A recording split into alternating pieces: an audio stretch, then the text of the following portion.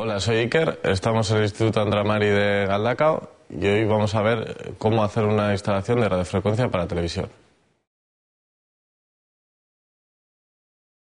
Esta es la instalación que vas a realizar, consta de dos plantas y una vivienda por planta. La idea es que baje la señal por estas dos bajantes con el satélite y la TDT. La instalación cumple la normativa ICT con sus respectivos PAUs y las tomas en cada vivienda.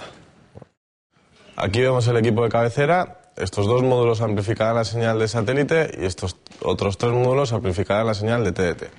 En estas salidas se mezclarán todas las señales y por estas otras dos salidas saldrán hacia las bajantes las señales mezcladas de satélite y de TDT.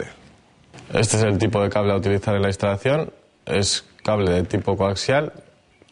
En un extremo colocaremos un conector F y en el otro extremo colocaremos un conector de tipo CI para televisión.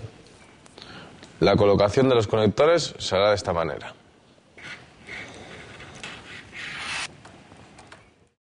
A la hora de realizar una instalación, primero deberemos diseñarla, para lo cual utilizaremos un programa adecuado. El diseño es imprescindible para saber los elementos que utilizaremos. Vemos cómo queda el esquema en el ordenador. El equipo de cabecera, los derivadores, los PAUs y las tomas de cada habitación. Aquí tenemos la instalación terminada con sus derivadores, los PAUs y las tomas de televisión. Para terminar, realizaremos las medidas y verificaciones de las señales de los satélites y de TDT en cada toma del edificio. Si fuera necesario, regularíamos la señal desde el equipo de cabecera. Por último, utilizando el programa correspondiente, volcaremos los datos del medidor al ordenador para disponer del informe en nuestro ordenador o imprimirlo en papel.